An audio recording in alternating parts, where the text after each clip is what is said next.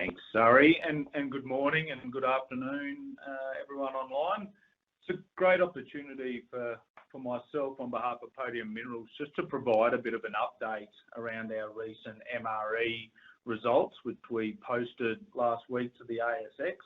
I think a significant upgrade, which I'll talk through in more detail, and also to provide a bit of vision through to what the next steps are for Podium Minerals, and invite a few questions from some of our existing shareholders and hopefully some of our future shareholders as well. So for people which have followed us recently, we've definitely been on the conference and marketing trail in the last couple of weeks, and the stuff that we'll see online today is a mixture of investor presentations from the Southwest Connect, which we did in Busselton in late October, and you can see that investor pack online, as well as the video recording of that. It also takes into account our recent ASX announcements over the last week as well.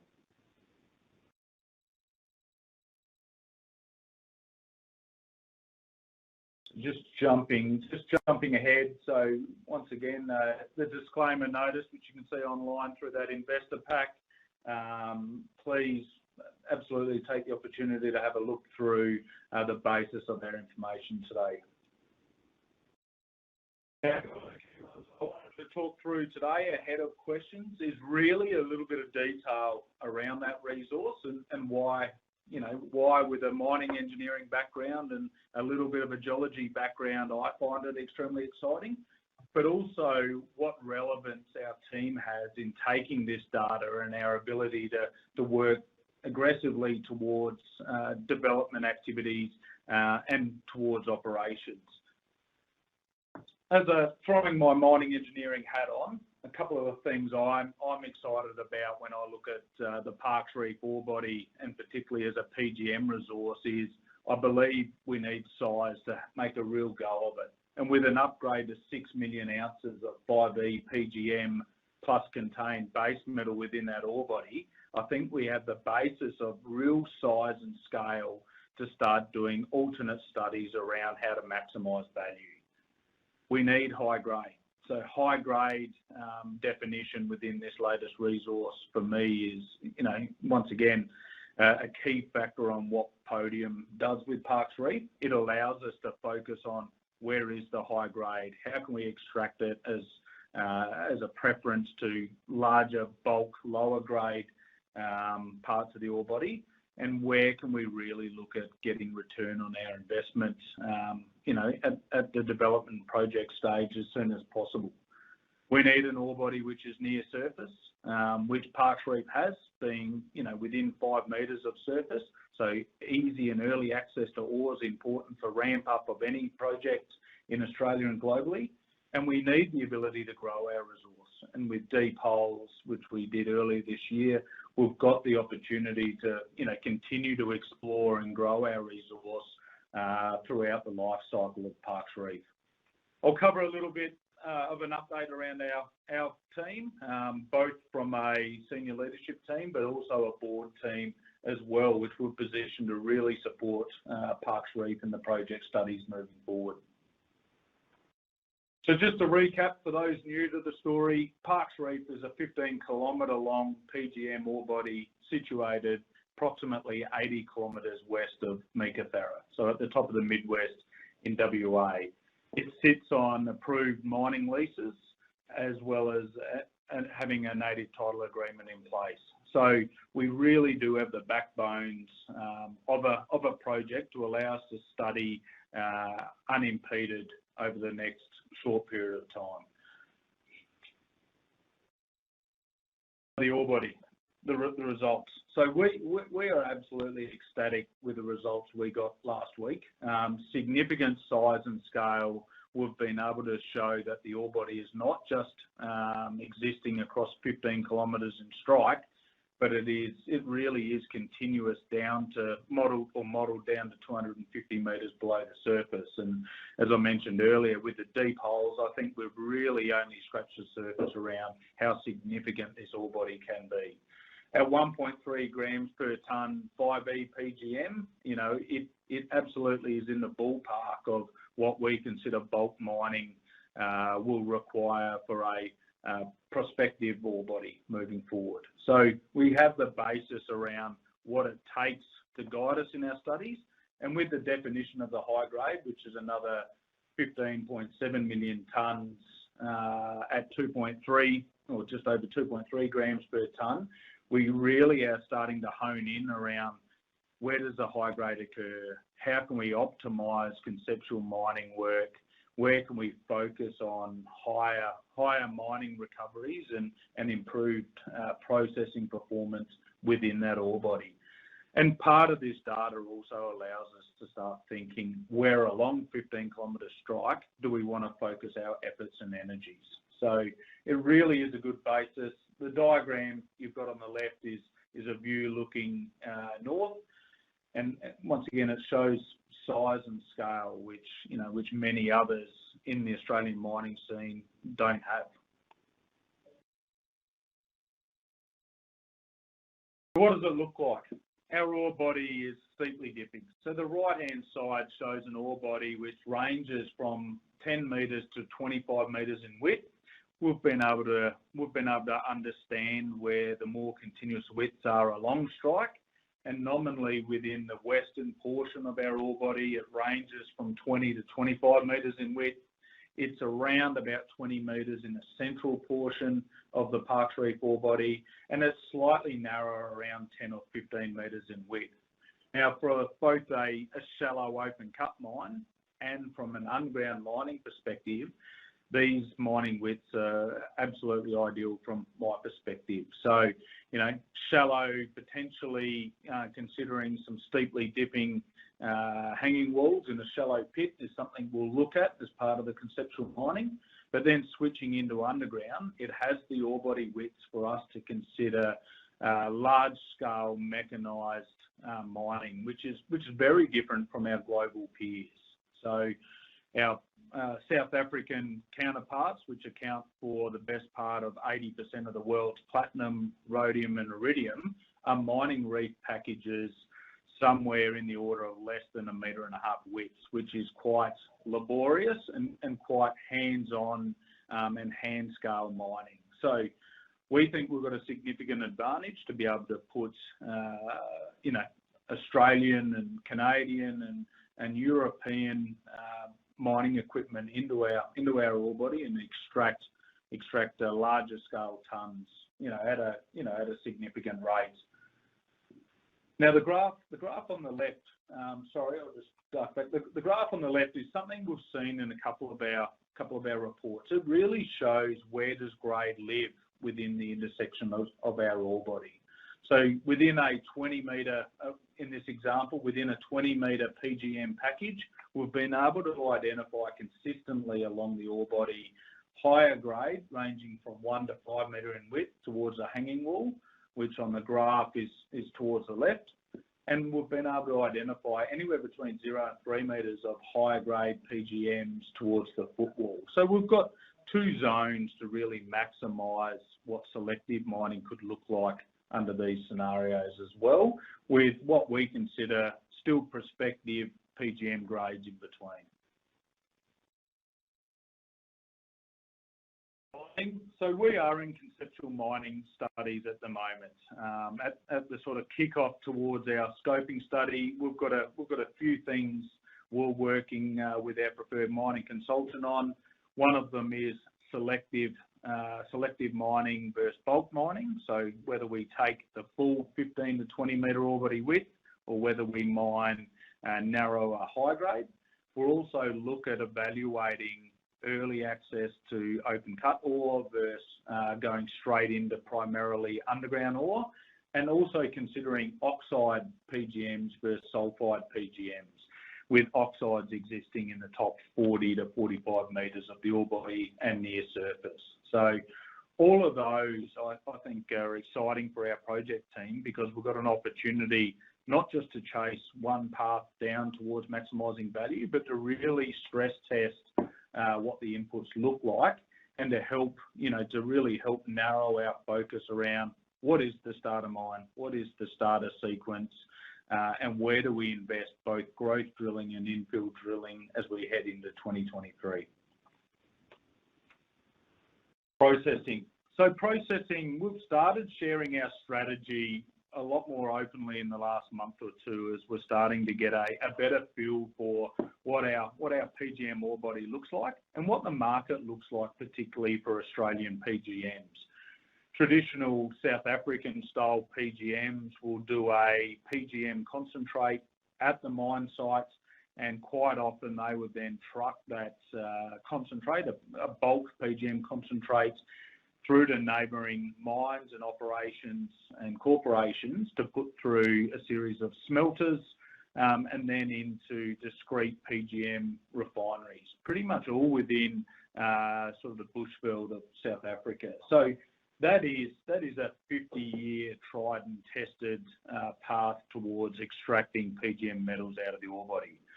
So step one for us was really testing whether or not we could get a concentrate out of our PGM ore body.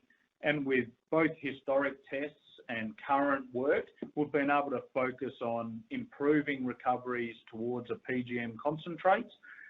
We've been able to prove up some historic recoveries above 80% PGMs in that concentrate, and we continue to work primarily with DRA in South Africa, which really are the sort of world leaders in this space around continuing to improve recoveries, but also to really test what our concentrate grades could look like for direct sale of PGM concentrates globally.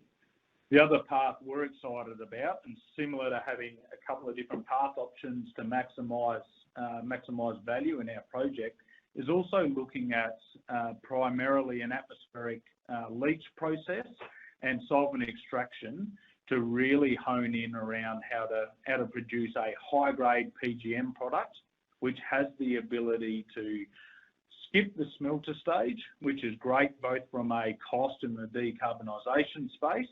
It also allows Podium Minerals to consider what does a lower OPEX, lower volume, higher grade PGM product look like, and potentially opening up a lot more markets with a direct refinery feed, which could feed into South African refineries or some of the European or Asian refineries. So we're quite excited by that path of work, and we look forward to being able to share some of that recovery data across all 8 payable metals within the Parkes Reef ore body shortly. So that's for us, I think, is a real game changer for Australian PGMs and for Podium Minerals going forward. So plenty of work on the horizon around processing and really pushing and working with the team and our contract partners to start sharing those results in line with our strategy shortly. So what does it look like now? So after a tough, it's not a tough year, I guess, a great year, but also a hands-on drilling year this year, proving up size, scale and opportunity around our resource, our head really does land in, well, what does it look like? What is our path to production? How can we accelerate it? How can we be ready for current and future demands of PGMs, which we're very buoyant on? How do we make sure we're ready when the PGM world ticks and there's an outcry for both platinum, palladium, as well as the higher value elements, rhodium and iridium? That is through our mining optimisation work. It is through our processing optimisation work. It is working with our existing team within Podium Minerals to put that together towards a scoping study, as well as preparing for a pre-feasibility study in line with infill drilling in 2023. So our focus is path to production, optimising our preferred mining sequence, really honing in on our preferred processing path, and getting some data around what our final product or products looks like to start talking around MOUs and pre-offtake discussions with potential customers and refineries in 2023.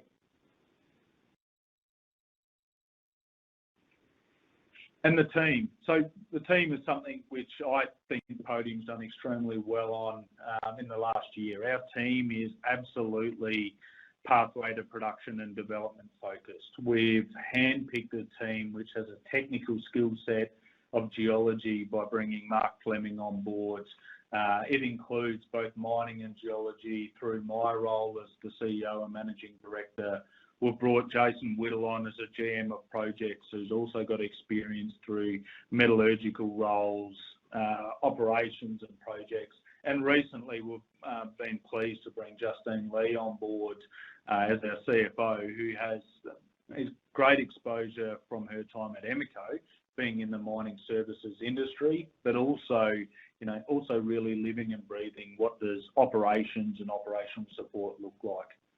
Recently, we've also announced some current changes and pending changes around our board, and this is in a view of supporting this leadership team around our pathway to development. So we think they're a significant step forward, and in some essence, we've replicated the same thinking around our board makeup going forward. So we've brought Linton Putland on. Linton, as a mining engineer, has significant experience around project development, in project operations, and with a mining and investment background. We're looking to elevate Rod Baxter following the AGM in a couple of weeks. Rod has a processing background, a PGM background, a projects and an operational background as well. And Kathy continues to remain and support on the board with Podium, and sometimes people forget that Kathy has a geological technical background to go along with her broking and IR background as well. So that, in line with Clayton remaining a strong supporter of Podium with his financial and investment background, is, I think, the perfect suite of board directors, particularly from an NED perspective, to support our leadership team around what are the core activities required for Podium to focus on heading into 2023 and beyond, to really accelerate our project to production moving forward. We have $5 million still in the bank at the end of September following the raise mid-year. We're well funded into next year to complete the next couple of stages of metallurgical results, as well as the scoping study work, and really setting ourselves up towards PFS and both infill and growth drilling moving forward. So we really have a good baseline around setting ourselves up for that step forward. And to round off before we jump into some Q&As, as a reminder for people on the call, Parkes Reef truly is globally significant. I think post this MRE resource in the last week, we've had strong coverage in the heart of PGMs in South Africa through some Mining Weekly reports, but also coverage from the World Platinum Council as well. So not just getting on the radar around our Australian shareholders and investors, we're starting to get recognised globally around what we could be, and our opportunity is to continue that push going forward. So we've got the right resource, we've got the right location, we've got the right mix of bulk tons and grade, but we've also got the right mix of high grade and location to really put the foot down for development studies moving forward. Sam, I'll remind everyone on the call that you have the opportunity to submit some questions via the Q&A platform. If you'd like to do that, we'll start. We've had a couple come through already, but feel free to submit them, and we'll try to get to everyone's questions. To start with, Sam, you mentioned that the resource grade has changed in the recent update to the MRE. Can you just talk us through how that's happened and in particular why you're excited about this high grade area? Yeah, it's a good question, John. So we had an exploration target which our recent drilling absolutely fulfilled. We've been able to do with this modelling a series of steps. So the overall grade of 1.3 is still exciting for us. I think as a mining engineer, I want to make sure that we understand the boundaries of our PGM reef and ore body. But importantly, for the next step, I really want to understand where do we have width where do we have continuity in the ore body, and where do we have those high-grade zones to focus our study efforts with our team and with our contract partners. So whilst the overall grades changed, a significant step forward is identifying the locations, both in the hanging wall and footwall, around our high-grade zones of platinum, palladium, but also around rhodium and iridium, and identifying along strike where those preferred zones are. So that's my pleasure and excitement as a mining engineer, but also as the MD and CEO, is I think we've got something really tangible now with our inferred resource that we can step forward and focus on studies and infill drilling moving forward. Okay, so we'll move now to, you touched on the likely products that will potentially come out of Parkes Reef, and maybe you could just reiterate what those two products are, what the advantages and disadvantages of each are.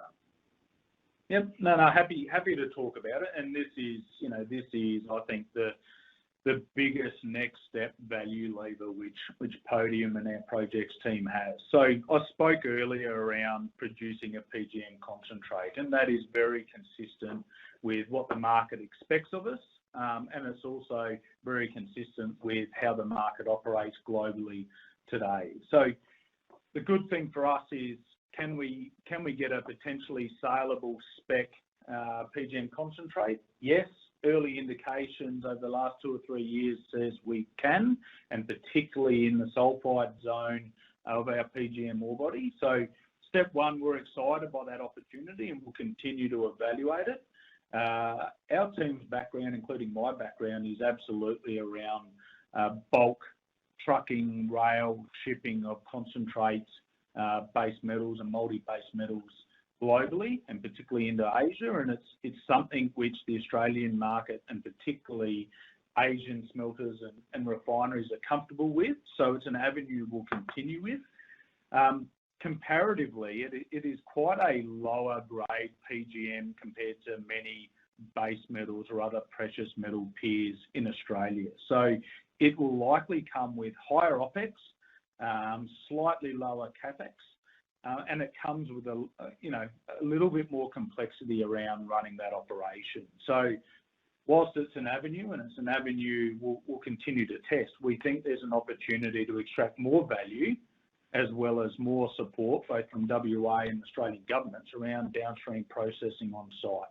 Now, downstream processing on site means producing a higher grade product or products, and we think that's a PGM salt or resin which can be fed directly into a PGM refinery. Now, the benefit of refineries over smelters are generally payabilities, and in our experience, refineries have higher metal payabilities than smelters, and there's also significantly less logistical cost around a higher grade, lower volume product. So we'll continue to test both, and it really is going to be around what adds early value to the project, but also what adds long-term value to the project and our shareholders as well. So we'll continue to chase both, but we're excited around the ability to do a downstream product, and to include some downstream processing and hopefully more jobs and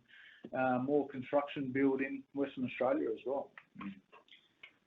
Now, I know you'll like this, Sam, and I'll probably have to put a time limit on you in terms of this question, but what macroeconomic and governmental catalysts could affect the future prices of PGMs? So probably better keep this one under half an hour. Yeah, I read daily and regularly around PGMs, and I've had the opportunity to read 3-month forecast, a 40-year forecast around PGMs, and like every metal, if we knew exactly what it was, would all be multi-billionaires. But what I like about PGMs and the path forward is there's an existing path for the next 5 to 10 years. We believe, and the market believes, around strongly supporting combustion vehicles around auto catalysts. So that continues to remain strong and steady at least in the foreseeable future, where platinum loading and palladium loading will really support the demand around cleanliness of petrol and diesel powered cars and trucks moving forward. So the short and medium term is strong. Global production out of South Africa is seeing its challenges with deeper mines, lower grades, older infrastructure and power interruptions. So I think some of those global interruptions will put pressure on demand moving forward. Forward looking and in parallel with combustion vehicles, because the world continuously tells us it needs to switch to cleaner vehicles, which I also agree and support, we expect to see an uptake around hydrogen fuel cell vehicles, and we're starting to see a push from light and heavy trucks and vehicles, particularly out of Europe and some of their emission requirements. And we think that will flow into light vehicles as well. So whilst, particularly in Australia, there might be only 200 to 300 hydrogen fuel cell vehicles, and we're starting to see a push in WA for some refueling stations. This will be a slower burn, but we would expect to see hydrogen fuel cell vehicles, which have high PGM loading, really hit the forefront towards the back end of this decade. And, I think those two hand in hand, as well as green hydrogen production, which also has heavy loadings of PGMs, becomes a major driver behind platinum, palladium, but also rhodium and iridium supply and prices moving forward. Fantastic. Thanks, Sam. Look, we've probably got time for one more. One question that has come up a few times recently is around the chrome content and chrome content in the resource body. Is it an issue in the Parkes Reef resource as it is for some South African mines, I believe? But maybe you could talk us through the chrome in the ore body. Yeah. So with a bit of background, chrome is not necessarily a value add within a PGM resource, and particularly in some of the South African and global PGM players, they have a high percentage of chrome within their ore bodies, which is considered a deleterious mineral. So it causes disruption and cost through the processing path, and particularly in smelters, which will cause undue or excessive maintenance requirements on smelters. So South Africans will try and blend chrome out of their ore feed. When we look at Parkes Reef, one of the first things we look at is what adds value, and secondly, what are the elements within Parkes Reef which can destroy value. And pleasingly for Parkes Reef, we've identified 8 potential payable metals, but equally we've identified significantly low existence of chrome compared to any of our global peers within the Parkes Reef ore body. So I think for us, it really opens up another potential opportunity for Parkes Reef PGM ore or concentrate or product to be a blending option for existing operators globally as well. So to summarise, very low to no chrome in the ore body, Jono. Thanks, Sam. That's very clear. So look, we've probably come to the end of our time allocation. So thank you everyone for attending. I'll remind you before I hand back to the moderator that if you have any further questions, feel free to reach out to either myself. Contact details are on the bottom of all recent announcements, or to the company. There's a contact line and a general email that you can reach out to there as well. But that's all from us today. I'll hand back to the moderator. Thank you. That does conclude the conference for today. Thank you for participating. You may now disconnect.